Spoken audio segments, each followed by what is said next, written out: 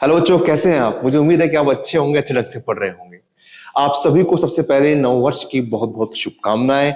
ये नया वर्ष आपके लिए बहुत ही ऊर्जावान हो, बहुत ही खुशियां लेकर आए और आप मेहनत के साथ अपने लक्ष्य की ओर बढ़े। उसी श्रृंखला में हम आपके लिए लेकर चल रहे हैं अर्धवार्षिक परीक्षा पेपर हल 2023-24 के, जिसमें हमने कुछ जिलों के पेपर्स किए हैं और आज हम जो पेपर करने जा रहे हैं वो है बाड़मेर जिले का। बाड़मेर जिले का पेपर हम करने जा रहे हैं। मुझे उम्मीद है कि आपने वो वीडियो देखे होंगे। मैं आपको विश्वास दिलाता हूं कि परीक्षा का पैटर्न तो वैसा ही होगा, क्वेश्चंस भी काफी रिपीट होंगे। आपके जो आपका पेपर होगा बोर्ड का, वहां क्वेश्चंस भी रिपीट होंगे। तो आपको ये पेपर जरूर देखना है, पूरा आपको ये वीडियो देखना है। अब देखिए, हम पेपर शुरू करते हैं। पहला जो क्वेश्चन है आपके, इसको थोड़ा जूम कर लेते हैं। जो पहला क्वेश्चन आएगा आपका वो क्या है? देखिए, पहला क्वेश्चन ये है, शुरू करते हैं हम बाड़मेर का पेपर, कि सन 2011 की जनगणना के अनुसार भारत की दशकीय वृद्धि दर कितनी रही है? कुछ ऑप्शन दे रखे हैं, 21.54%, 17.64%, 18.74% और 23.85%। अब पहली बात तो मैं आपको समझाना चाहूंगा कि दशकीय वृद्धि दर क्या होती है। पहले वृद्धि दर क्या होती है इसके बारे में हम बात कर चुके हैं पहले भी, पिछले पेपर्स में। देखो, वृद्धि दर क्या होती है कि कोई भी क्षेत्र होता है, जैसे हम भारत की बात करते हैं। भारत की जनसंख्या मान लीजिए 2001 के अंदर है 102.70 करोड़, मान लीजिए, नहीं है, फैक्ट है 2011 में, ठीक है। और 2001 में, माफ कीजिएगा, 2001 में और 2011 के अंदर भारत की जनसंख्या जो है वो 121.02 करोड़ है। तो जनसंख्या वृद्धि क्या होगी? जनसंख्या जो वृद्धि होगी वो होगी कि 121.02 में से आप घटवा लेंगे 102.70 करोड़, तो उत्तर आएगा 18.32 करोड़ आपकी जनसंख्या वृद्धि है। लेकिन यहां पर पूछ रहा है जनसंख्या वृद्धि दर। क्या पूछ रहा है? जनसंख्या वृद्धि दर कुछ अलग है। तो इसमें कैसे करेंगे हम? इसका सूत्र क्या होता है कि निरपेक्ष, इसको जनसंख्या, इस वृद्धि दर को हम निरपेक्ष वृद्धि भी कहते हैं। तो सूत्र बनता है निरपेक्ष वृद्धि बटे पूर्व की जनसंख्या बटे पूर्व की जनसंख्या गुना 100। तो आपकी 18.32 है ही और आपकी पूर्व की जनसंख्या है 102.70 इंटू 100, उत्तर आएगा 17.64%। ये भारत की दशकीय वृद्धि दर है। आप निकाल भी लीजिएगा और आपको समझ में आना चाहिए। दशकीय वृद्धि दर कितनी? 17.64। 21.54 राजस्थान की दशकीय वृद्धि दर है ना। भारत की जनसंख्या दशकीय वृद्धि दर है 17.64। ठीक है, नेक्स्ट क्वेश्चन लीजिए आप। नेक्स्ट क्वेश्चन में देखिए आप, भारत में उत्तर दक्षिण गलियारा किन दो नगरों को जोड़ता है? उत्तर दक्षिण गलियारा, यहां पर आप क्वेश्चन को देखेंगे तो देखिए कि भारत में उत्तर दक्षिण गलियारा किन दो नगरों को जोड़ता है। पहली बात आपको मालूम होना चाहिए कि हमारा उत्तर दक्षिण गलियारा क्या है, पूर्व पश्चिम गलियारा क्या है। अगर हम नक्शे के हिसाब से बात करें तो देखिए, अगर हम भारत का एक रफली नक्शा बनाएं, आपको बनाना भी आना चाहिए, तो यहां पर एक जगह है, उसका नाम है पोरबंदर। क्या नाम है? पोरबंदर, ठीक है। और यहां पर एक जगह है असम में, उसका नाम है सिलचर। क्या नाम है? सिलचर। तो ये पोरबंदर से कहां जाता है? इस सिलचर होके जाता है। ये आपका पूर्व पश्चिम गलियारा हो गया। उत्तर दक्षिण गलियारे में यहां पर आपका है श्रीनगर। क्या नाम है? श्रीनगर, जम्मू न कश्मीर में। और यहां पर है कन्याकुमारी, तमिलनाडु में, कन्याकुमारी। और ये जो जाता है इसको बोलते हैं हम उत्तर दक्षिण गलियारा। तो पूर्व पश्चिम गलियारा पोरबंदर में किसको जोड़ रहा है? गुजरात को। सिलचर कहां पर है? असम में। श्रीनगर कहां है? जम्मू एंड कश्मीर में। और कन्याकुमारी है तमिलनाडु में। ठीक है, अब यहां पर फैक्ट क्या आता है? पहली बात तो ये दोनों जो नगर है वो एक दूसरे को काटते हैं। वो है उत्तर दक्षिण गलियारा, पूर्व पश्चिम गलियारा एक दूसरे को कहां काटता है? एक प्रश्न यहां से बनता है, वो काटता है झांसी में। ठीक है, पहली बात तो ये आ गई। दूसरी बात ये कि जो आपका पूर्व पश्चिम गलियारा जो जा रहा है यहां से, ये आपके यहां पर राजस्थान के एक नगर से गुजरता है जिसका नाम है धौलपुर। क्या नाम है? धौलपुर। और ये सब राष्ट्रीय राजमार्ग विकास प्राधिकरण के अंतर्गत करती हुई कारें हैं। तो देखिए आप, अगर पूछे कोई पूर्व पश्चिम गलियारा किसको जोड़ता है, तो पोरबंदर गुजरात को, सिलचर असम से, और उत्तर दक्षिण जोड़ता है श्रीनगर को कन्याकुमारी से। ठीक है, अब देखिए आप आंसर देखिए। हमारे पास में क्वेश्चन क्या है? पहला है कि सिलचर असम, पोरबंदर गुजरात, नहीं, ये पूर्व पश्चिम को जोड़ता है। अमृतसर पंजाब, कोलकाता पश्चिम बंगाल, ये भी नहीं है। दूसरा प्रश्न देखिए, दूसरा ऑप्शन देखते हैं हम इसके अंदर, यहां पर तो जूम कर लेते हैं। दूसरा ऑप्शन देखिए यहां से, यहां पर देखिए आप। दूसरा ऑप्शन क्या है कि ये श्रीनगर को जम्मू कश्मीर से कन्याकुमारी जोड़ता है। बिल्कुल ये ठीक है ना, हमने वही पढ़ा है कि श्रीनगर जम्मू कश्मीर को कन्याकुमारी तमिलनाडु से जोड़ता है। नेक्स्ट क्वेश्चन देखिए, भारतीय रेल के किस वर्ग में रेल पटरियों के बीच की दूरी 1.6 मीटर है? ये कुछ यहां पर दे रखा है। पहली बात है आपको भारतीय रेल के बारे में मालूम होना चाहिए क्या है। मैंने बताया भी था कि भारतीय रेल की बात करें, मैं आपको पहले भी एक बार निवेदन कर चुका हूं कि हमारा उद्देश्य केवल इनको पढ़ना नहीं होगा, इससे रिलेटेड चीजों को पढ़ना भी होगा। भारतीय रेल की बात करें तो 1853 में पहली बार रेल चली है, जो चली है मुंबई से ठाणे के बीच में, 34 किलोमीटर की है।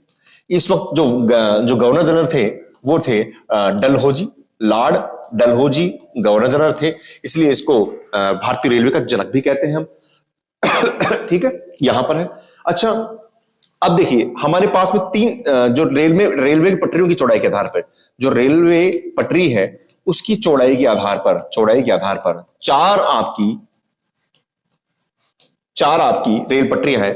पहली जो है उसको बोलते हैं ब्रॉड गेज। क्या बोलते हैं? ब्रॉड गेज या बड़ी लाइन।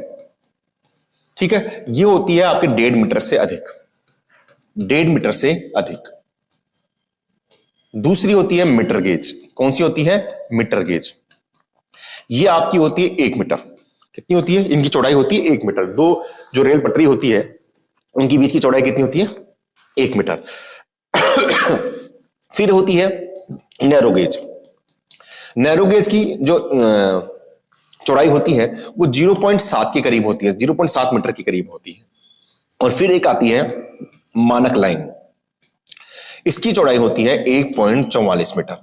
ठीक है, तो यहां पर क्वेश्चन क्या पूछ रहा है कि किन के बीच दूरी 1.6 मीटर से अधिक है? तो 6 मीटर से अधिक है ब्रॉड गेज, तो उत्तर आएगा यहां पर ब्रॉड गेज का आएगा। ठीक है, और मानक लाइन जो हम इसको भी ध्यान रखना चाहिए कि जो मानक लाइन है वो ब्रिटेन के अंदर, ब्रिटेन में ज्यादा प्रसिद्ध है। कहां पर प्रसिद्ध है? ब्रिटेन में ज्यादा इसकी ज्यादा है। अच्छा, अगला क्वेश्चन देखिए आप। अगला क्वेश्चन क्या है? विश्व व्यापार संगठन का मुख्यालय कहां पर स्थित है? यह भी क्वेश्चन रिपीट हुआ है, शायद मेरे ख्याल से तीसरी बार रिपीट हुआ है। तो विश्व व्यापार संगठन का मुख्यालय कहां पर? देखते हैं।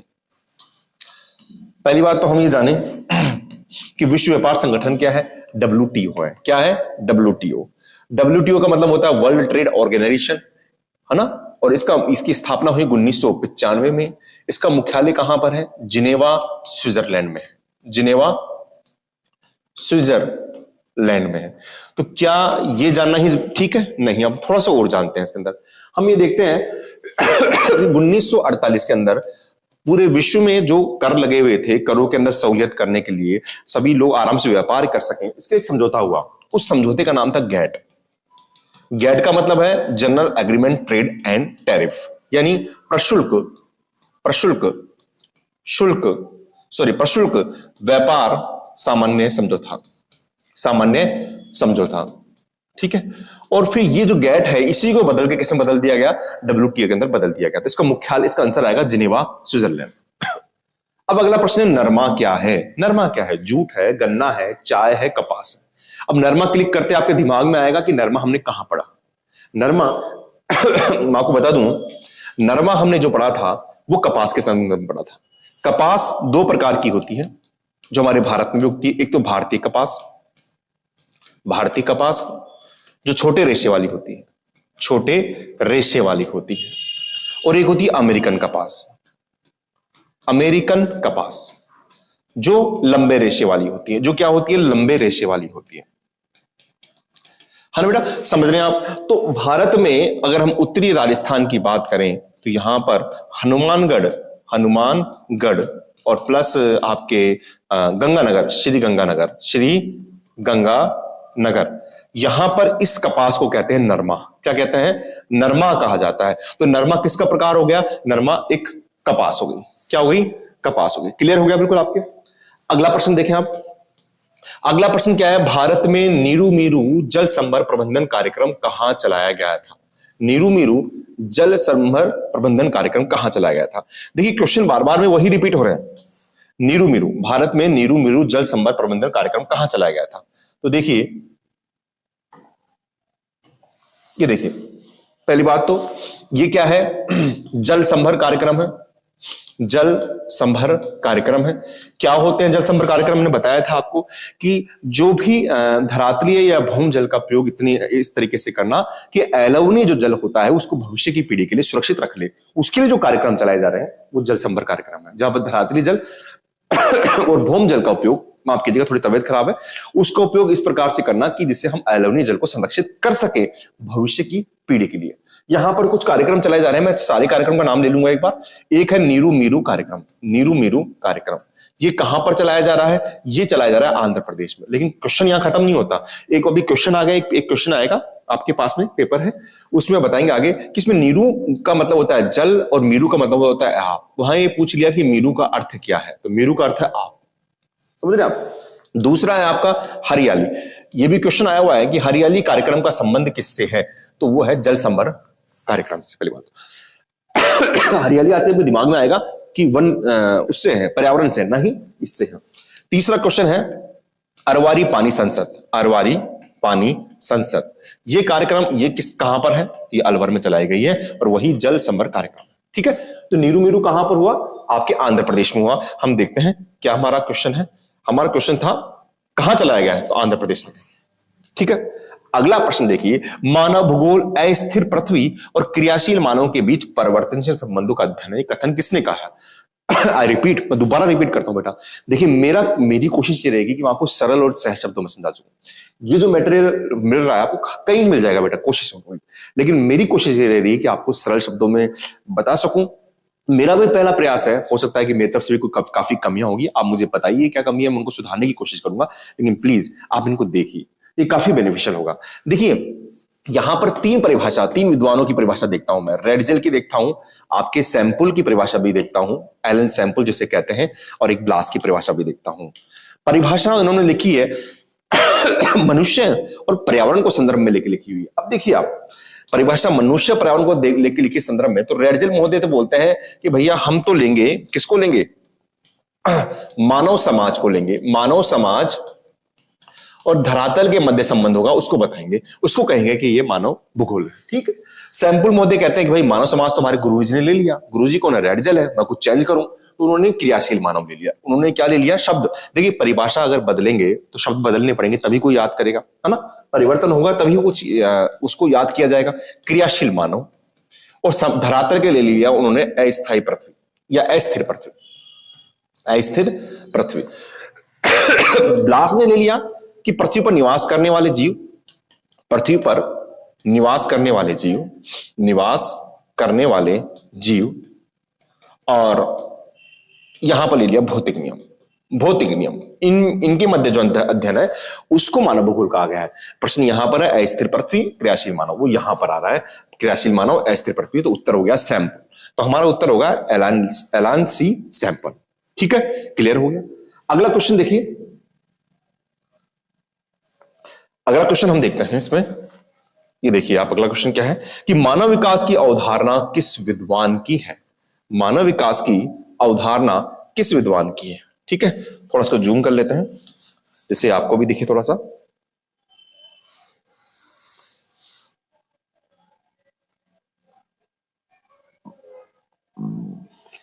ये देखिए दिख रहा होगा आपको, मानव विकास की अवधारणा किस विद्वान की है। नाम दे रखे हैं, अमर्त्य सेन दे रखे हैं, रेड जेल दे रखे हैं, महबूब उल हक दे रखा है, एलन सैंपल दे रखा है। तो आप देखिए मानव भूगोल में आपको पहले भी आ चुका है, बार बार आ रहा है कि मानव भूगोल मानव विकास, माफ कीजिएगा, मानव विकास की अवधारणा किसकी है ना। तो आप ये देखिए मानव विकास के बारे में सबसे पहले जो बात की थी, पहले मानव विकास का मतलब था कि जिसके पास जो ज्यादा पैसा है वही विकसित क्षेत्र होगा, वही विकसित गांव होगा, वही विकसित परिवार होगा, ये कहते थे। लेकिन बाद में इसमें अवधारणा में चेंज हुआ और इस अवधारणा को चेंज करने का काम किया डॉक्टर महबूब उल हक साहब ने। महबूब उल हक ने, जो कहां के थे? पाकिस्तान के थे, और क्या थे? अर्थशास्त्री थे। प्रश्न यहां तक भी बन जाता है कि वो क्या थे? अर्थशास्त्री थे, ठीक है।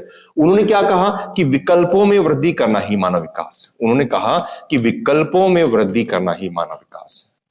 तो आपका वृद्धि करना मानव विकास, तो आपका प्रश्न का उत्तर बन गया कि किसने बनाया। लेकिन थोड़ा सा और आगे बढ़ते हैं हम, थोड़ा सा और आगे बढ़ते हैं। इन्होंने जो अवधारणा थी उसी के आधार पर यूएनडीपी, ये भी प्रश्न आया हुआ है, यूनाइटेड नेशनल डेवलपमेंट प्रोग्राम संयुक्त राष्ट्र विकास कार्यक्रम, ये 1990 से प्रतिवर्ष एक वार्षिक रिपोर्ट जारी करता है। एक वार्षिक रिपोर्ट जारी करता है। क्या करता है? एक वार्षिक रिपोर्ट जारी करता है। यूएनडीपी एक प्रतिवर्ष 1990 से एक वार्षिक रिपोर्ट जारी करता है और उसके अंदर उन्होंने क्या किया, 3 आधार बताए जिसके आधार पर रिपोर्ट जारी करता है। पहला है आपका शिक्षा, दूसरा आपका जीवन प्रत्याशा जिसको स्वास्थ्य कह सकते हैं हम, और तीसरा उन्होंने कहा प्रति व्यक्ति आय। इसके आधार पर यह रिपोर्ट जारी करता है जिसमें नॉर्वे पहले नंबर पर है और भारत का स्थान 2020 की जो रिपोर्ट है, 2020 की रिपोर्ट है, उसके अलावा भारत का स्थान है 131वां स्थान है। भारत का कौन सा स्थान है? 131वां स्थान है। ठीक है, तो ये अपना उत्तर हुआ। प्रश्न क्या था देखिए आप, प्रश्न ये है, तो इसमें अपना उत्तर आ जाएगा डॉक्टर महबूब उल हक, ना कि अमर्त्य सेन। अमर्त्य सेन भी थे उनके मित्र जिन्होंने कहा कि स्वतंत्रता में वृद्धि होना ही मानव विकास है। उन्होंने कुछ चेंज किया था। अगला प्रश्न, निम्न में से किस प्रकार के कृषि में खट्टे रसदार फलों की कृषि की जाती है? अब एक एक कृषि की बात करते हैं हम। पहला रोपण कृषि। रोपण कृषि में खट्टेदार फसल होते हैं? नहीं होते। रोपण कृषि के बारे में बात कर चुका हूं, मैं दोबारा बता देता हूं कि यूरोपीय कंट्री के द्वारा उपनिवेशित क्षेत्रों में की जाने वाली कृषि है, जहां उनका उद्देश्य अधिक लाभ कमाना होता है। यहां पर अधिक पूंजी, अधिक तकनीक का निवेश करते हैं, सस्ते दर पे इनको मजदूर मिल जाते हैं, श्रमिक मिल जाते हैं, और यहां पर इन्होंने कृषि करी, बागान लगाए हैं। जैसे आप फजेंडा की बात करें, जो ब्राजील में कॉफी के बागान है, वो रोपण कृषि का ही एक प्रकार है। सहकारी कृषि की बात करें तो सहकारी कृषि, उसमें भी ये खट्टेदार रसदार की बात नहीं है। सहकारी कृषि में क्या है कि किसान मिलकर एक संस्था बनाते हैं। वो संस्था मिलकर सभी किसानों के लिए बीज लेती है, खाद लेती है, कृषि यंत्र लेती है, सस्ते दर पर लेती है, लेकिन खेती सब अपने अलग अलग करते हैं। इसके कारण क्या होता है कि लाभ और हानि का बंटवारा व्यक्तिगत होता है, सामूहिक नहीं होता है। और इस कृषि को सबसे ज्यादा जो इसको प्रसिद्धि मिली वो डेनमार्क में मिली। अगला है बाजार सब्जी कृषि। ये भी क्या है, इस कृषि के अंदर ये एक तरह से यूएसए से आई है, ट्रक फार्मिंग में कह सकते हैं। यहाँ पर जो सब्जी होती है, फल होते हैं, फूल होते हैं, वो 24 घंटे के अंदर बाजार तक यानी नगर तक पहुंचा जाते हैं, जिससे वो जल्दी खराब नहीं हो। अब भूमध्य सागरीय कृषि आ गई, तो इसका उत्तर होगा भूमध्य सागरीय कृषि। क्यों होगा? क्योंकि भूमध्य सागरीय कृषि की बात करें हम, भूमध्य सागरीय कृषि की बात करें तो ये आपको पहले ही बता चुके हैं कि भूमध्य सागर के आसपास का जो क्षेत्र होता है वहां पर कृषि की जाती है। और वहां पर खास बात क्या होती है कि वहां पर सर्दी में बारिश होती है। हमारे जो भूमध्य से चक्रवात आते हैं, मावठ आते हैं, वो यहीं से आते हैं। जो मावठ आते हैं वो यहीं से आते हैं। सर्दी में बारिश हमारी होती है क्योंकि वहां पर हो रही है। ठीक है, क्षेत्र क्या क्या है, क्षेत्र वापस याद कर लीजिए। उत्तरी अफ्रीका है, उत्तरी अफ्रीका उसके देश है, जैसे ट्यूनीशिया की बात करें हम, इसमें मुख्यतः आ जाता है। ठीक है, आपके दक्षिणी यूरोप के बात आ जाएंगे। दक्षिणी यूरोप के अंदर क्या आएगा आपका, जैसे मान लीजिए इटली है। ठीक है, ये वाला जो क्षेत्र आपका आ जाएगा। तीसरा आपका दक्षिणी कैलिफोर्निया, ये क्वेश्चन आया हुआ है, दक्षिणी कैलिफोर्निया। फिर आएगा आपका मध्य चिली, क्या आएगा, मध्य चिली। और पांचवा आएगा आपका दक्षिणी पश्चिमी ऑस्ट्रेलिया। और खास बात क्या है, यहां पर खट्टे फलों की खेती की जाती है, जिसमें अंगूर ज्यादा प्रसिद्ध है। ठीक है, तो क्वेश्चन क्या था आपका, देखिए कि खट्टे रसदार फलों की कृषि कहां की जाती है, तो भूमध्य सागरीय कृषि। क्लियर है? अगला क्वेश्चन लीजिए, वे काम जिनमें उच्च परिणाम और स्तर वाले अन्वेषण वाले काम होते हैं, है ना, उच्च स्तर वाले, तो ये कहां पर कहलाते हैं? तो अपने पास 4 दे रखे हैं, अपन बात कर लेते हैं एक बार। देखिए आप, पहला हम बात करें प्राथमिक। देखो, प्राथमिक कार्य वो होते हैं जिनमें प्रकृति से जुड़ा होता है, और प्रकृति से जो कच्चा माल मिलता है, जैसे आप लकड़ी लेकर आए, लकड़ी को सीधा काम में ले लिया, तो वो प्राथमिक कार्य में आ गया। द्वितीयक कार्य में क्या होता है, द्वितीयक कार्य में जो प्रकृति से जो कच्चा माल है उसको रूप परिवर्तन कर, तकनीक के माध्यम से उसको रूप परिवर्तन कर देते हैं, उसका मूल्य बढ़ा देते हैं, तो वो द्वितीयक कार्य में आता है। जैसे उदाहरण लिया, लकड़ी से आपने कुर्सी बना दी, तो ये आपका द्वितीयक कार्य में आ गया। तृतीयक कार्य में क्या आता है आपका, तृतीयक कार्य में आपके आते हैं प्रत्यक्ष सेवाएं। क्या आती है बेटा, प्रत्यक्ष सेवाएं आती है। क्या आती है, प्रत्यक्ष सेवाएं आती है। समझ रहे हैं आप? तो प्रत्यक्ष सेवा का मतलब जिसका आपको सीधा संबंध हो। आपके घर में बिजली खराब हो गई, बिजली ठीक करने वाला है, उसने ठीक किया, आपने पैसे दे दिए, सेवा है एक तरीके से, कुछ करके थोड़ी गया, लेकिन वो सेवा प्रत्यक्ष आप जुड़े हुए हैं इससे, तो प्रत्यक्ष सेवा आती है। या फिर मान लीजिए बस में यात्रा कर रहे हैं तो वो प्रत्यक्ष सेवा में आएगी। चतुर्थक व्यवसाय में क्या आता है जी, हम बात कर चुके हैं, आप मेरा वीडियो भी देख सकते हैं। इसमें अप्रत्यक्ष सेवाएं आती हैं और अनुसंधान के कार्य भी आते हैं। अप्रत्यक्ष सेवाएं, इसमें अनुसंधान भी आप कह सकते हैं। तो अप्रत्यक्ष सेवाएं मतलब जैसे मान लीजिए अस्पताल का बाबू होता है, आपको अस्पताल में इलाज कराने जाना है, आपको बाबू से मतलब नहीं है, लेकिन वहां जा रहे हैं तो वो आपका सीधा संबंध नहीं है, अगर वो वहां पर नहीं बैठेगा तो आप डॉक्टर से नहीं मिल पाएंगे। तो ये अप्रत्यक्ष सेवा हो गई। और पांचवा जो होगा आपका पंचम जो व्यवसाय होगा, पंचम व्यवसाय, उसके अंदर आता है आपके अन्वेषण के कार्य, खोज के कार्य, जो उच्च जो सोच है या फिर उच्च जो आपके यहां पर लिखा हुआ है जैसे आपके उच्च परिणाम के, तो इसमें उत्तर आएगा पंचम क्रियाकलाप। क्या उत्तर आएगा? पंचम क्रियाकलाप। ठीक है, नेक्स्ट क्वेश्चन पे आते हैं।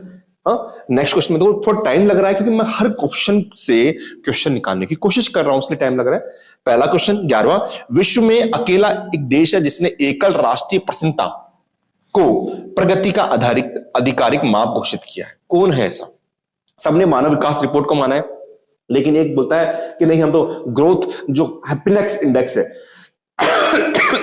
ग्रोथ नेशनल हैप्पीनेस है उसको मानेंगे। तो वो एक देश है, उसका नाम है भूटान। क्या नाम है? भूटान। भूटान क्या है? प्रसन्नता इसको मानता है कि भाई वो देश जिसमें अगर देश के नागरिक हमारे प्रसन्न होंगे तो वो देश का विकास है। वो कहते हैं कि प्रसन्नता की कीमत पर, भूटान कहता है कि प्रसन्नता की कीमत पर हम हमारी भौतिक प्रगति नहीं कर सकते। हम की प्रसन्नता को तो हम दरकिनार कर दें और हमारे देश की भौतिक प्रगति करते हैं तो वो कतई नहीं करना, हमको ये मना करते हैं। और उन्होंने कहा कि जो प्रगति होती है वो केवल गुणात्मक नहीं होती, प्रगति जो होती है वो आध्यात्मिक भी होती है। मात्रात्मक नहीं होती वो प्रगति, आध्यात्मिक भी होती है और गुणात्मक भी होती है। आध्यात्मिक का मतलब कि प्रगति ऐसी हो जो मनुष्य को लेकर चले, उसके मन में शांति और एक ठहराव लेकर आए, ये नहीं कि पैसे के पीछे भाग रहे हैं। तो ये जो एक देते हैं वो भूटान है, इसका उत्तर आएगा भूटान। ठीक है, नेक्स्ट क्वेश्चन देखिए। नेक्स्ट क्वेश्चन क्या है? नेक्स्ट क्वेश्चन में आप देखेंगे मछली पकड़ना। मछली पकड़ना एक क्रियाकलाप है। अब देखिए मैंने बताया मछली पकड़ने जा रहे हैं, अभी भी बात की थी, मछली पकड़ने जा रहे हैं और आप लेकर आ गए हैं कहीं से पर, तो अब सीधा प्रकृति से जो कच्चा माल हो उसको लेकर आ रहे हैं पकड़। अभी उसने ये नहीं कहा कि मछली पकड़कर ये बनाना, जैसे मछली पकड़ के मछली का तेल बनाना, तो वो फिर आपको दिक्कत में आ जाएगा। लेकिन यहां पर ये आएगा प्राथमिक के अंदर। ये कौन सा आएगा? प्राथमिक क्रियाकलाप। ठीक है, क्लियर है? अगला प्रश्न देखिए, खालिस्तान अथवा ठेका देना दक्षता को सुधारने और लागतों को उठाने के लिए किसी बाहरी अभिकरण को काम सौंपना है। भारी अभिकरण को काम सौंपना है अगर दक्षता को सुधारना है, लागत को उठाना है। तो ये बात हम कर चुके हैं, इसको मैं आपको एक बार एक चित्र के माध्यम से समझाता हूं कि मान लीजिए यहां पर एक देश है, इस देश के अंदर कोई भी उपकरण है, कोई भी उत्पाद है, उसकी गुणवत्ता भी कम है, उसकी कीमत भी ज्यादा है। तो हम क्या करते हैं, बाहर से जो कंपनियां होती है इनको बुलाते हैं कि आप आइए और आकर आप यहां पर उद्योग लगाइए। उद्योग लगाने से क्या लगाते हैं, वो कंपनियां आती है तो अपनी पूंजी पर लेकर आती है, अपनी तकनीक भी लेकर आती है ना, अपनी बौद्धिक क्षमता भी लेकर आती है। ठीक है, और यहां पर वो करती है उत्पाद, यानी एक फैक्ट्री का निर्माण करती है, उद्योग लगाती है। उद्योगों में तो ये जो बाहर से हम बुला रहे हैं इसी को हम कहते हैं बाह्य स्त्रोतन। क्या कहते हैं? बाह्य स्त्रोतन। तो इसकी परिभाषा क्या बनती है? यहां पर आएगा बाह्य स्त्रोतन या ठेका देना। दूसरा शब्द उसका हो गया ठेका देना। बाह्य स्त्रोतन का मतलब क्या होता है? जब किसी क्षेत्र में वहां के उत्पाद की दक्षता को सुधारने के लिए, गुणवत्ता को सुधारने के लिए और कीमत को घटाने के लिए बाहरी अभिकरणों को वहां पर एक ठेका दिया जाता है, जिससे वो आते हैं वहां पर अपनी पूंजी का, अपनी तकनीक का, अपनी बौद्धिक क्षमता का निवेश करते हैं। और इसके साथ में क्या होता है, इसी कारण जैसे यहां पर जब एक फैक्ट्री लगी है तो यहां के लोगों को रोजगार मिलेगा नहीं मिलेगा? मिलेगा। ये अपने मजदूर तो लेकर नहीं आएंगे, तो ये इसके कारण क्या होता है, लोगों को जो बेरोजगारी की दर भी कम होती है, लोगों को क्या मिलता है, रोजगार भी मिलता है। और रोजगार न मिलने के कारण जो उत्प्रवास हो रहा था, यहां से लोग जा रहे थे, उसमें कमी आती है। तो यहां पर हो गया बाह्य स्त्रोतन। ठीक है, क्लियर है? तो ये इसका एक फायदा ये भी है कि उस क्षेत्र के लोगों को रोजगार मिल जाता है, क्योंकि आदमी कोई फैक्ट्री लगाएगा तो मजदूर थोड़ी लेके आएगा साथ में, तो वहीं के लोगों के, स्थानीय लोगों को रोजगार मिलता है। अंतर्राष्ट्रीय व्यापार की दुनिया के प्रमुख प्रवेश द्वार कौन से हैं? अंतर्राष्ट्रीय व्यापार की कोई भी अगर देश की बात करें, जैसे भारत की बात करते हैं हम, तो ये समुद्र से जुड़ा हुआ है। तो यहां पर अगर कोई प्रवेश करेगा तो कैसे करेगा? पतन के माध्यम से करेगा, पतन के, बंदरगाह के माध्यम से। तो प्रवेश द्वार क्या होते हैं? पतन कह दो या बंदरगाह कह दो, पतन कह दो या बंदरगाह कह दो। ठीक है। वैसे पतन और बंदरगाह अलग अलग होते हैं, मैं आपको एक बार समझा देता हूं कि पतन और बंदरगाह अलग अलग होते हैं। कैसे अलग अलग होते हैं, देखिए आप, पतन और बंदरगाह। देखिए बंदरगाह क्या होते हैं, प्राकृतिक होते हैं। ये होते क्या है कि समुद्र तट के पास में जो कटा छटा स्थान होता है, जहां पर जहाज आते हैं, अपने माल उतारते हैं, सामान उतारते हैं और अपना व्यापार करते हैं, उनको अपन क्या कहते हैं, पतन या बंदरगाह कहते हैं। लेकिन ये प्राकृतिक होते हैं, ये कृत्रिम होते हैं। ये गहरे जल में होते हैं, क्योंकि प्राकृतिक होते हैं तो गहरे जल में होते हैं, पहले से बने होते हैं। जबकि ये क्या होते हैं, तो उथले जल में होते हैं। ये किसमें होते हैं, उथले जल में होते हैं। इसमें जहाज जो होते हैं वो लंबे समय तक रहते हैं, जहाज लंबे समय तक रहते हैं। जबकि यहां पर जो जहाज होते हैं वो आते जाते रहते हैं। ये थोड़ा सा फर्क है, ज्यादा लंबे समय तक नहीं रहते हैं। तो पतन का बंदरगाह का बेसिकली एक फर्क है। देखिए पश्चिम बंगाल के किसान चावल की 3 किस्में लेते हैं, ओस, और कौन कौन सी। तो देखिए पश्चिम बंगाल में चावल की 3 किस्म होने का कारण क्या है कि चावल के लिए एक तो तापमान ज्यादा चाहिए, क्या ज्यादा चाहिए, तापमान ज्यादा चाहिए, और एक क्या चाहिए, आर्द्रता चाहिए। ये दोनों चीजें क्या मिल जाती है आपको, पश्चिम बंगाल मिल जाती है। इसलिए यहां पर 3 किस्म होती है, ओस, अमन, बोरो। मैंने बताया था ओ अमन बोराला, ओ अमन बोराला। तो ओस जो होती है सबसे पहले जो शुरू होगी हमारी, वो शुरू होगी ग्रीष्मकाल, क्योंकि ग्रीष्मकाल जब शुरू होगा तभी तो उसके बाद बारिश आती है।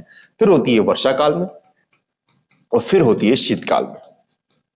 तो ये चावल की तिल के समय ओस होती है ग्रीष्मकाल में, अमन होती है वर्षा काल में, बोरो होती है शीतकाल।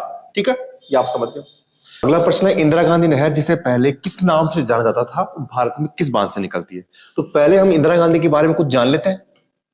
इंदिरा गांधी क्या है, इंदिरा गांधी नहर क्या शुरू से इसका नाम है। देखिए मैं इसको थोड़ी सी आपको कहानी से जोड़ने की कोशिश करूंगा कि इंदिरा गांधी नहर के जो जिन्होंने इनको बनाया है ना, जिन्होंने इसके प्रणेता थे, उनका नाम था, बीकानेर के एक इंजीनियर थे, उनका नाम था कंवर सेन। क्या नाम था, कंवर सेन। उन्होंने इस नहर के बारे में जो बताया, वो उनकी पुस्तक थी 1948 में आई थी, बीकानेर राज्य में पानी की आवश्यकता। इस पुस्तक के अंदर इसका उल्लेख किया था, पानी की आवश्यकता। ठीक है, इसमें यह प्रश्न आता है, इनको प्रेरणा कहां से मिली। इनको प्रेरणा मिली गंग नहर से। जो गंग नहर थी, गंगा सिंह ने जो निकाली थी, उस गंग नहर से इनको इंदिरा गांधी नहर की जो प्रेरणा वो मिली थी। ठीक है, इंदिरा गांधी नहर जो शुरू कब हुई है, तो ये हुई है 31 मार्च 1958 को उद्घाटन हुआ है, और किया किसने है, श्री गोविंद वल्लभ पंत जी ने इनका उद्घाटन किया था। ठीक है, अच्छा एक खास बात और है, इसमें प्रश्न आता है कि इसमें पानी किसने छोड़ा था। उद्घाटन तो किया, लेकिन पानी जो छोड़ना शुरुआत किसने की थी, तो वो किया था हमारे जो प्रथम उपराष्ट्रपति थे, डॉक्टर राधाकृष्णन ने इसमें जल छोड़ने का काम किया था। ठीक है, ये कुछ फैक्ट्स हैं। अच्छा इसमें एक चीज और हंसती है, यहां पर जो प्रश्न आया कि इंदिरा गांधी नहर, तो नवंबर 1984 को इसका नाम राजस्थान नहर। अच्छा पहले इसको किस नाम से जानते थे, देखिए इसका नाम था राजस्थान नहर। इसका नाम राजस्थान नहर से बदलकर इसको कर दिया इंदिरा गांधी नहर। क्या कर दिया, इंदिरा गांधी नहर इसका नाम कर दिया गया। यानी इसका नाम पहले राजस्थान नहर था, इसको मरुगंगा भी कहते हैं, इसको पश्चिमी राजस्थान की गंगा भी कहा जाता था। तो इंदिरा गांधी नहर पहले किस नाम से जानी जाती थी, तो राजस्थान नहर से। और हाँ, ये निकाली कहां से गई है, ये एक चीज रह गई, निकाली कहां से गई है, तो निकाली गई है सतलज और व्यास का एक संगम है, व्यास नदी का संगम है, और वहां पर एक बांध निकाला हुआ हैरी के बैराज, वहां से निकाली गई है, जो पंजाब में है। जो कहां पर है, पंजाब में है, सतलज और व्यास नदी के संगम पर स्थित है हैरी के बैराज। वहां से इस नदी को निकाला गया है, और हमारे राजस्थान में जो प्रवेश करती है वो मसीता वाली हनुमानगढ़, यहां से इस नहर का राजस्थान में प्रवेश होता है। ठीक है, तो ये कई क्वेश्चन बन गए आपके पास। क्वेश्चन तो एक बन रहा था, इंदिरा गांधी नहर कब हुई, इसके प्रणेता कौन है, इसके कंवर सेन है, कहां से इनको प्रेरणा मिली, गंग नहर से मिली, काफी प्रश्न बने। ठीक है, आगे देखिए, हम एक क्वेश्चन से कम 5-10 प्रश्न निकालने का आपको कोशिश कर रहे हैं, कि जिससे आपको आगे जो आने वाले एग्जाम है उसमें भी इसका फायदा मिले। अच्छा देखिए बेटा, अब अगला प्रश्न है कि प्रदूषण, कौन सा प्रदूषण अम्ल वर्षा का कारण है। देखिए अम्ल वर्षा होती कैसे है, थोड़ा समझिए कि अम्ल वर्षा जो होती है वो होती है कि आपके जो ये कल कारखाने होते हैं, कल कारखाने होते हैं, या फिर जो ये जो साधन होते हैं, है ना, यातायात के साधन होते हैं, इनसे जो गैस निकलती है, धुआं निकलता है, उसमें SO2 प्लस NO2 की मात्रा होती है ना, सल्फर डाइऑक्साइड और नाइट्रोजन ऑक्साइड की इसमें मात्रा होती है। तो उस कारण क्या होता है कि जब ये अम्ल जल वाष्प के द्वारा बादलों में जाते हैं, फिर वहां से बारिश से ये अम्ल वर्षा का कारण बनती है, तो उत्तर इसका होगा वायु प्रदूषण। क्या उत्तर होगा? वायु प्रदूषण। ठीक, कृषि क्या है? देखिए, डेयरी कृषि हम ये बोले कि हम भारत में करते हैं, राजस्थान में करते हैं, ऐसा नहीं है, कदापि नहीं है। हम तो सिंपल अभी भी निर्वाह कृषि करते हैं। डेयरी कृषि कहां की जाती है? ये की जाती है विकसित देशों में। कहां की जाती है? विकसित देशों में। और विकसित देश कैसे? जो शीत कटिबंधीय है, विकसित देशों में की जाती है। जो शीत कटिबंधीय देश है वहां पर ये की जाती है। शीतोष्ण कटिबंधीय देशों में की जाती है।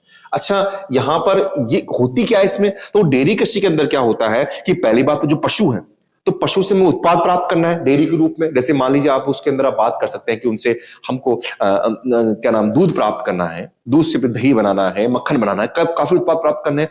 तो उसके लिए क्या करना पड़ेगा?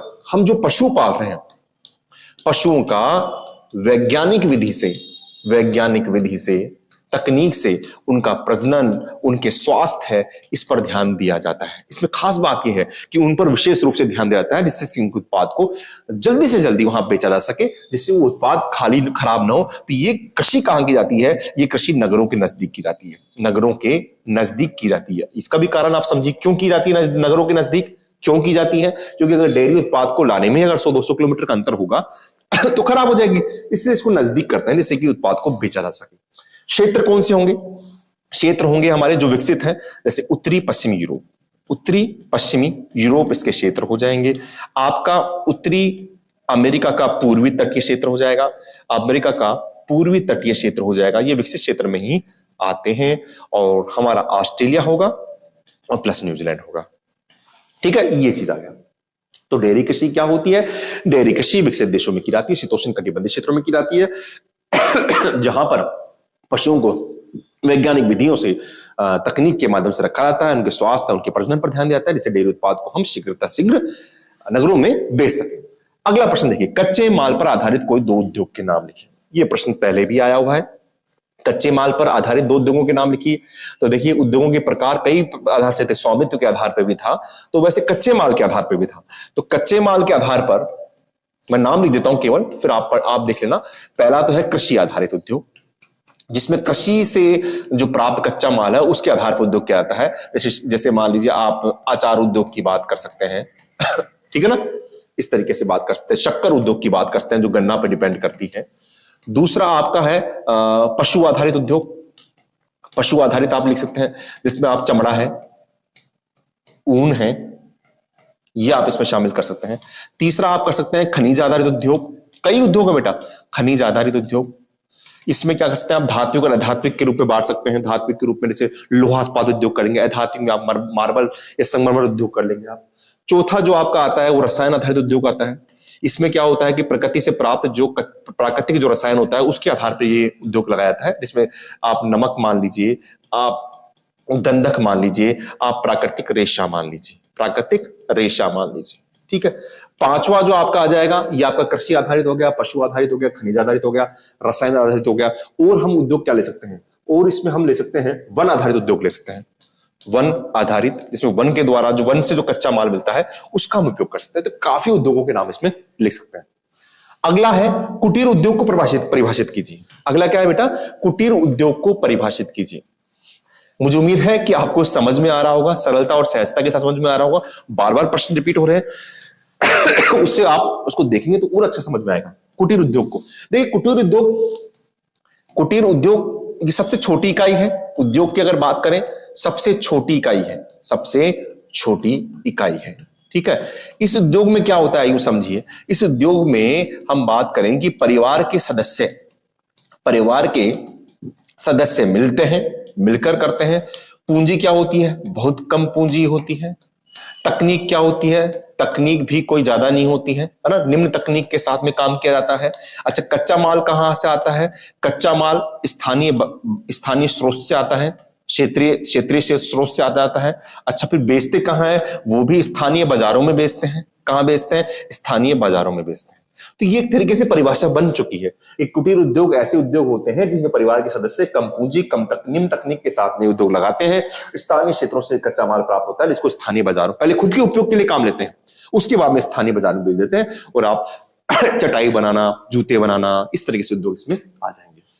अच्छा, पर्यटन को प्रभावित करने वाले कोई दो कारक लिखिए। पर्यटन को प्रभावित करने वाले, देखो बेटा, पर्यटन को प्रभावित करने वाले मैं बात कर लेता हूं। पर्यटन क्या है? एक तृतीयक व्यवसाय है। पर्यटन के लिए कहा गया है कि जब यात्रा का उद्देश्य आनंद होता है तो उसे पर्यटन कहते हैं, है ना। पर्यटन भी दूसरे प्रकार का होता है। जब यात्रा का उद्देश्य अगर मान लीजिए स्वास्थ्य लाभ होता है तो उसको चिकित्सा पर्यटन कहते हैं। तो यात्रा का उद्देश्य जब आनंद हो तो उससे पर्यटन कहते हैं। और इसको प्रभावित करने वाले कारक क्या होंगे? अगर किसी क्षेत्र के अंदर परिवहन के साधन जितने अच्छे होंगे तो वहां पर पर्यटन उतना ही प्रभावी होगा। अगर आपको कहीं जाना है, पर्यटन के साधन ही नहीं है तो आप कैसे करेंगे? तो पहला तो हो गया पर्यटन के साधन। जैसे आप इसमें लिख सकते हैं, कई कारक इसमें लिख सकते हैं। तो पहला तो हो गया आपका, क्या प्रभावित करेगा? पहले तो आपका परिवहन होगा, परिवहन कैसा है। दूसरा होगा जनसंख्या का आकार, जनसंख्या का आकार वो भी इसको प्रभावित करेगा। तीसरा जो उसको प्रभावित करेगा, आपकी आर्थिक स्तर। किसी देश का आर्थिक स्तर बिल्कुल निम्न है, मान लीजिए वो वहां पर पर्यटन जो लोग आ रहे हैं उनके लिए कुछ सुविधा मुहैया नहीं करा पा रहा, तो फिर कैसे कर पाएगा? फिर चौथा आपका प्रभावित करेगा जलवायु। जलवायु कैसी होनी चाहिए? अनुकूल होनी चाहिए। जलवायु कैसी होनी चाहिए? अनुकूल। ज्यादा गर्म होनी चाहिए, ठंडी होनी चाहिए। तो ये कई प्रकार जो है वो पर्यटन को प्रभावित करेंगे या आकर्षित करेंगे। कई इसमें एक और रिश्ते हैं आपके, जो सांस्कृतिक और जो धार्मिक महत्व के जो स्थान होते हैं वो भी प्रभावित करते हैं। अब चाहे वहां पर जलवायु कितनी भी प्रतिकूल हो, लेकिन अगर वो धार्मिक रूप से महत्व है तो लोग वहां पर जाते हैं, तो ये भी इनको प्रभावित करता है। कई चीजें आप इसमें लिख सकते हैं। अगला क्वेश्चन, स्मार्ट सिटी मिशन का उद्देश्य बताएं। स्मार्ट सिटी मिशन का उद्देश्य बताएं। आपको याद आ रहा होगा, ये स्मार्ट सिटी मिशन ये 2015 के आसपास बात है। तो इसमें क्या किया गया था आप समझिए। स्मार्ट सिटी मिशन, इसमें देश के 100 नगरों का चयन किया गया था और उन 100 नगरों में अंदर क्या था कि एक शहरी विकास कार्यक्रम था जिससे उन नगरों का विकास किया जा सके। तो 25 जून 2015 को हमारे जो पीएम है श्री नरेंद्र मोदी के द्वारा ये एक मिशन चालू किया गया था, जिसमें देश के 100 सिटी उनका चयन किया जाए और चयन करने के बाद में वहां पर एक आधारभूत सुविधाएं विकसित की जाए। इसमें एक शहरी विकास कार्यक्रम था। ये क्या था? एक शहरी विकास कार्यक्रम था, ठीक है। और इसमें खास बात यह थी कि उनमें क्या की जाए? आधारभूत सुविधा विकसित की जाए। आधारभूत सुविधा का मतलब हो गया जैसे शिक्षा, स्वास्थ्य, और सबसे जो मेन फोकस किया गया था वो किया गया था आपकी सफाई पर, यानी स्वच्छता पर किया गया था, ठीक है ना। और इसमें कारण इसमें यह था कि इन 100 क्यों किया था कि इन 100 शहरों को इतना विकसित किया जाए कि अन्यों के लिए लाइट हाउस का काम करें। लाइट हाउस का, जैसे आप जानते हैं एक कोई नगर होता है, बड़ा नगर होता है, उसमें बीच में एक बत्ती होती है, लाइट लगी रहती है जो सभी को एक रोशनी देती है। तो ये 100 नगर ऐसे हों, 100 शहर ऐसे जो पूरे देश के अन्य नगरों को भी प्रेरणा का काम करे, प्रेरणा पुंज का काम करे। तो ये इसकी योजना थी कि ये एक शहरी विकास कार्यक्रम है। देश के 100 शहरों का चयन किया गया था और इनमें आधारभूत सुविधा विकसित करनी थी, जैसे शिक्षा, स्वास्थ्य, स्वच्छता। 100 शहर इस तरह विकसित हो जो लाइट हाउस का काम करें। और हमारे राजस्थान में 4 इसके शहर थे और उनका नाम आप याद कर सकते हैं, काजू। K for Kota, A for Ajmer, J for Jaipur और यू फॉर उदयपुर। तो आप याद कर सकते हैं काजू की तरह, है ना। तो ये आपके स्मार्ट सिटी मिशन का उद्देश्य है। अच्छा, नेक्स्ट क्वेश्चन देखिए। अब नेक्स्ट क्वेश्चन क्या है कि भारत का कौन सा पोताश्रय एक स्थलबद्ध पोताश्रय है? तो पहली बात तो पोताश्रय क्या होता है आप भी थोड़ा सा यूं समझिए। पहली बात तो देखो, पतन और पोताश्रय में क्या अंतर है? देखिए, पतन तो क्या होता है, पतन मान लीजिए या फिर मान लीजिए आप बंदरगाह मान लीजिए, ये एक ऐसे स्थान होते हैं जहां पर जहाज आते हैं, रुकते हैं, अपने माल को उतारते हैं। तो वहां गोदियां होती है, माल को उतारने के लिए गोदियां होती है और फिर ये परिवहन के साधन से रेल के माध्यम से जुड़े हुए रहते हैं, आगे इनका व्यापार होता है। देखिए, पोताश्रय क्या होते हैं? ये प्राकृतिक होते हैं और प्राकृतिक रूप से ये इस तरीके से क्षेत्र होते हैं, कटे छटे क्षेत्र होते हैं जहां पर क्या होता है, जहां पर आपके क्या होता है, कटे-छटे क्षेत्र होते हैं जहां पर जहाज आते हैं, रुकते हैं थोड़ी देर के लिए, या जैसे मान लीजिए ईंधन भराने के लिए रुक गए, या फिर सुरक्षा की दृष्टि से यहां पर रुक जाते हैं। तो आप पोताश्रय का मतलब समझ गए हैं। अब हमारे भारत का कौन सा पोताश्रय स्थलबद्ध है, तो उसका नाम है विशाखापट्टनम। क्या नाम है? विशाखापट्टनम। और ये कहां पर है? ये है आंध्र प्रदेश में। इसमें क्या किया गया है, इसको समुद्र से जोड़ने के लिए, स्थलबद्ध है ना, समुद्र से जोड़ने के लिए एक चट्टान है, उसका नाम है डॉल्फिन। डॉल्फिन नाम की चट्टान है, एक डॉल्फिन चट्टान है। और जो रेत है उनको काटकर, रेत को काटकर इसको समुद्र से नहर के द्वारा जोड़ा गया है। रेत को काटकर नहर के द्वारा समुद्र से जोड़ा गया है, ठीक है ना। इसलिए स्थलबद्ध है, इन चातुर्थ स्थल है, एक डेल्फिन चट्टान उसको काटा गया है और रेत को काटकर नहर के द्वारा समुद्र से जोड़ा गया है। इसलिए विशाखापट्टनम बंदरगाह एक स्थलबद्ध पोताश्रय है। अगला क्वेश्चन आता है कि भारत में अंतरराष्ट्रीय व्यापार में अपनी हिस्सेदारी बढ़ाने के लिए कौन कौन से दो प्रयास किए गए हैं? कई प्रयास किए गए हैं। पहले प्रयास की बात करें हम, तो देखिए आप प्रयास कौन कौन से हैं। पहला प्रयास बात करें तो पहला है सरकार की उदार नीति। सरकार की उदार नीति मतलब आप बाहर से आइए, बाह्य स्रोतन से आइए, कोई लोग आइए, फैक्ट्री डालिए, तो उनको रिलैक्सेशन दिया हुआ है, छूट दी गई है, चाहे वो व्यापार करने की हो, चाहे वो भूमि में ऋण की हो, चाहे आयात निर्यात करों में हो, कैसे भी मान लीजिए। दूसरी आपकी है विनिर्माण में, विनिर्माण के क्षेत्र में विस्तार या बढ़ोतरी। विनिर्माण क्षेत्र में बढ़ोतरी। विनिर्माण का मतलब होता है जो सामान छोटी सी मशीन से लेकर बड़ी बड़ी मशीनों से बनाया जाए, वो इसमें आता है। तीसरा जो आपका आएगा वो आएगा बाजार में विस्तार। बाजार में विस्तार कर दिया गया है। चौथा इसमें कर सकते हैं आयात में उदारीकरण।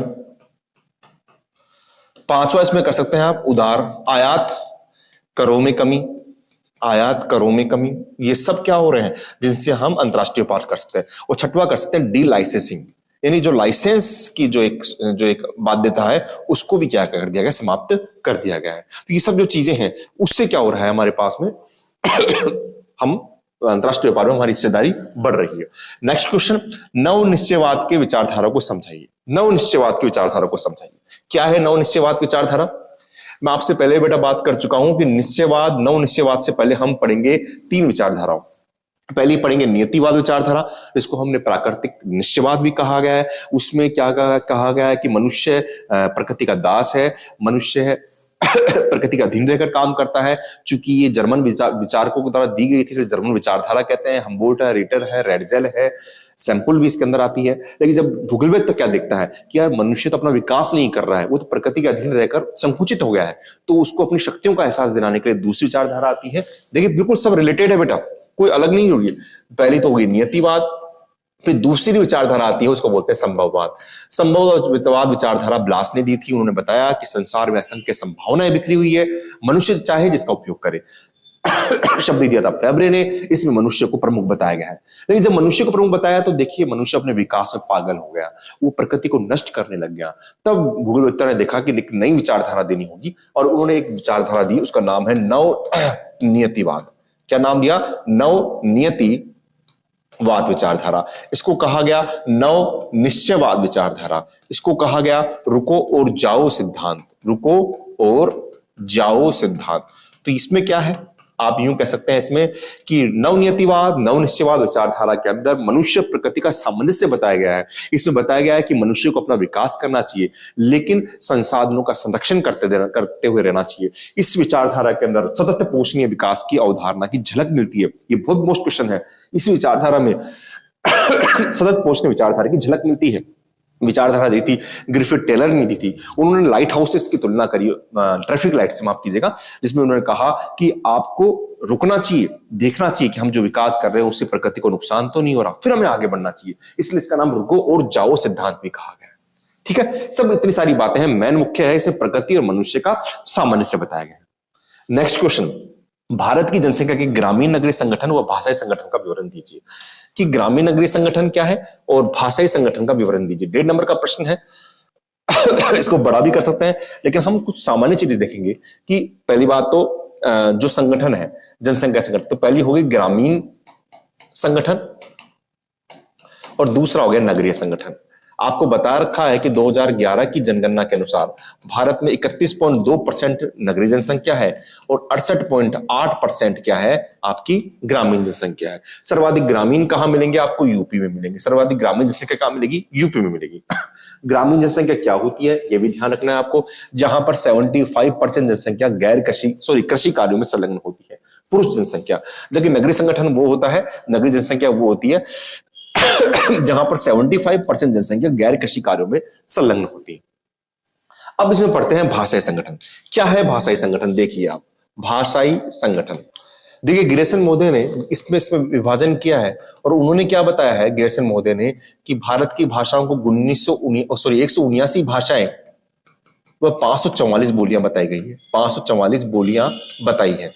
और हम भारत की 8वीं अनुसूची के अंदर 22 भाषाओं का उल्लेख है। भारत की 8वीं अनुसूची में 22 भाषाएं दर्ज है। अब देखिए इनमें बांटा कैसे गया है, इसको बांटा गया है परिवार, एक बार हम थोड़ा सा देख लेते हैं। उप परिवार, क्षेत्र, उसे शाखा और क्षेत्र। अगर हम बात करें परिवार के अंदर हम बात करें तो परिवार में जो पहली जो भाषा आती है, इसमें जो पहला परिवार है वो है आस्ट्रिक, और उसका नाम निषाद भी कहते हैं, निषाद। इसका उप परिवार है वो है आस्ट्रो एशियाई,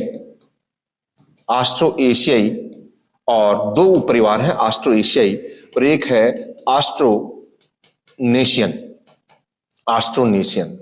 शाखा है इसकी मुंडा और मान। अब ये कहां पर मिलेगी? ये वहां मिलेगी जब भारत में जनजातीय क्षेत्र है। इसमें हम बात कर सकते हैं मेघालय, अंडमान निकोबार,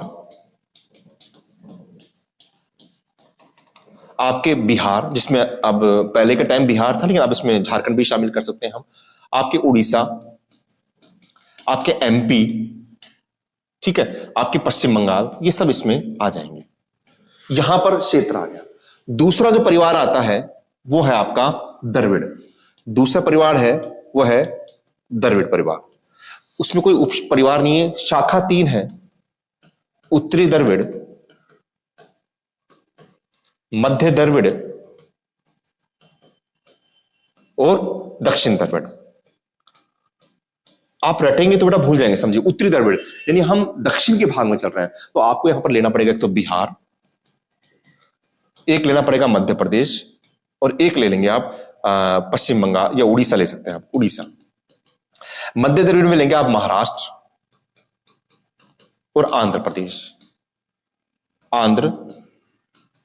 आंध्र प्रदेश। और दक्षिण द्रविड़ के अंदर लेंगे आप केरल,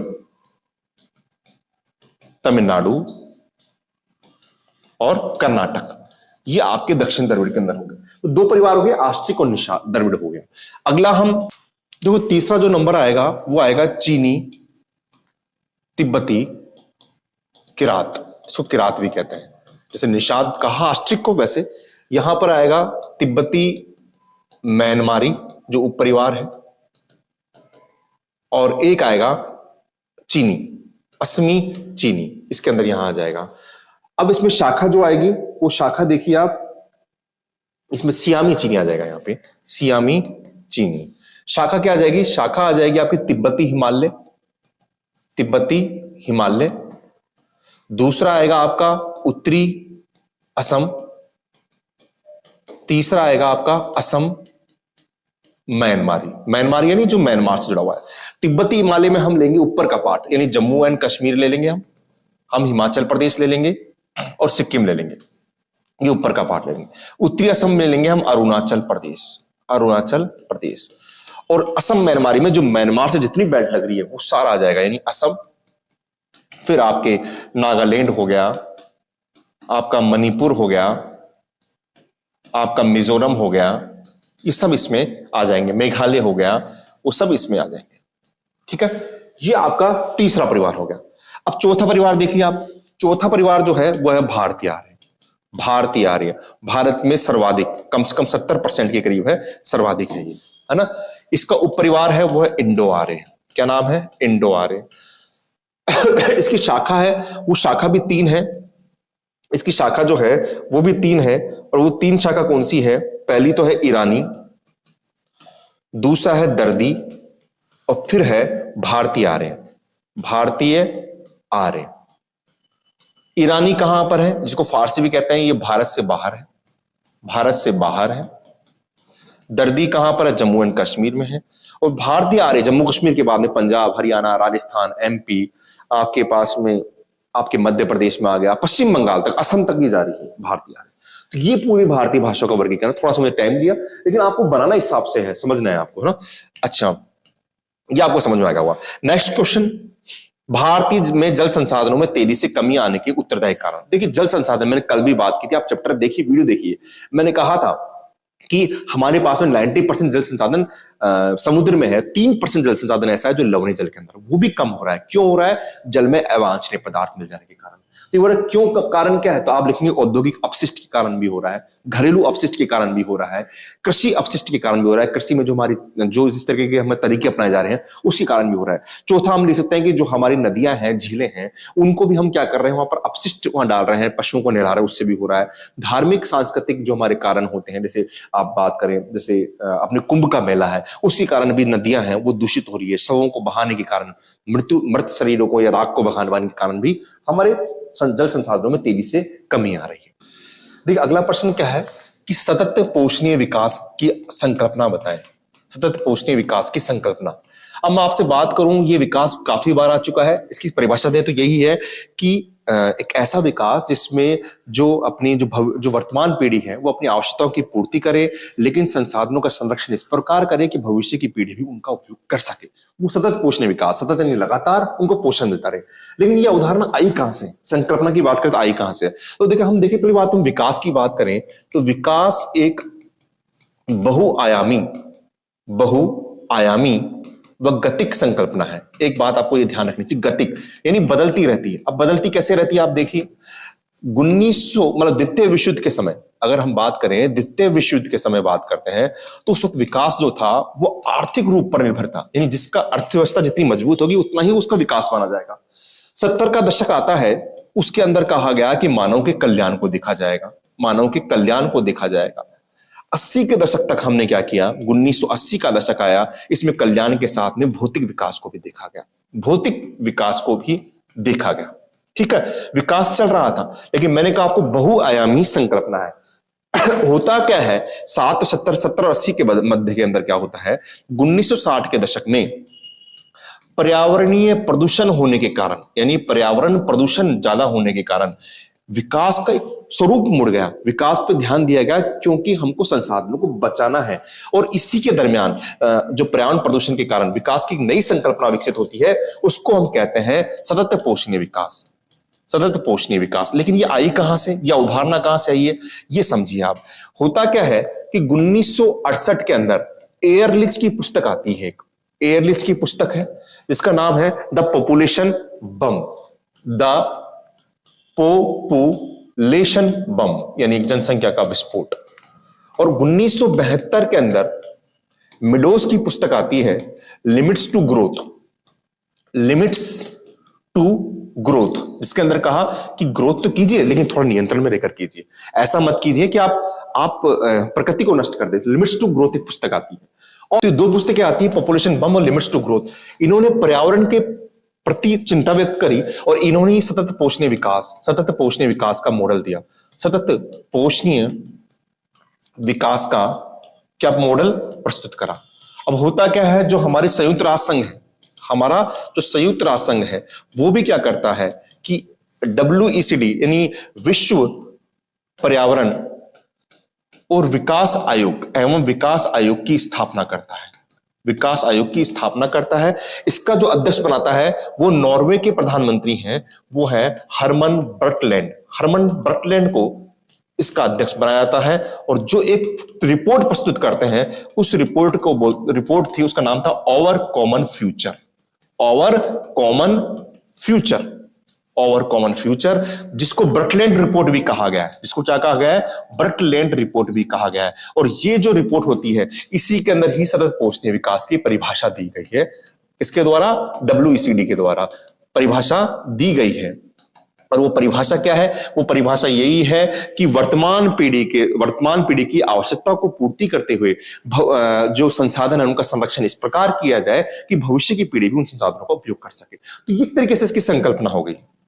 आपको बताऊं मैं संकल्पना क्या हो गई कि भैया आपको पता है कि एक बहुआयामी गतिक संकल्पना है। आपको अगर बड़ा क्वेश्चन आ जाए तो हिसाब से लिखना है, नहीं तो सीधी परिभाषा लिखनी है। आपको ये याद रखना चाहिए 60 के दशक में पर्यावरण प्रदूषण के कारण वहां पर सतत पोषणीय विकास की अवधारणा को बल मिला। यहां पर 2 किताबें आती है, 68 में एयरलिच की द पॉपुलेशन बम, 72 में मेडोज की लिमिट्स टू ग्रोथ, जहां पर सतत पोषणीय विकास का पहली बार मॉडल दिया गया। उनको देखकर संयुक्त राष्ट्र संघ ने एक आयोग की स्थापना की, विश्व पर्यावरण विकास आयोग। अध्यक्ष थे नॉर्वे के प्रधानमंत्री हरमन बटलैंड, जिन्होंने एक रिपोर्ट प्रस्तुत की ओवरकम फ्यूचर, जिसका नाम है बटलैंड रिपोर्ट। और वहीं पर ही आपके मानव विकास, सतत पोषण विकास की परिभाषा दी गई है कि हमको भविष्य की पीढ़ी का भी ध्यान रखना चाहिए और वर्तमान पीढ़ी का भी विकास करना चाहिए। अब अंतिम जो प्रश्न है वो देखिए आप, वायु प्रदूषण के प्रमुख स्रोतों के नाम बताएं। क्या होते हैं वायु प्रदूषण? पहली बात तो वायु प्रदूषण क्या होता है? वायु प्रदूषण का मतलब यही समझ लीजिए कि वायु में अवांछनीय पदार्थों के मिल जाने पर, जिसमें धूल हो सकती है, राख हो सकती है, धुआं हो सकता है, कल कारखानों से निकला हुआ केमिकल हो सकते हैं, अवांछनीय पदार्थों के मिल जाने के कारण उनका जो प्राकृतिक स्वरूप चला जाता है उसको वायु प्रदूषण कहते हैं। 2 स्रोत हैं, एक तो है अपना प्राकृतिक स्रोत, जिसमें आप लिख सकते हैं आपकी धूल, ज्वालामुखी राख,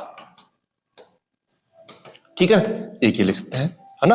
दावानल भी लिख सकते हैं, जब जंगलों में आग लग जाती है तो उससे जो धुआं निकलता है उससे भी होती है।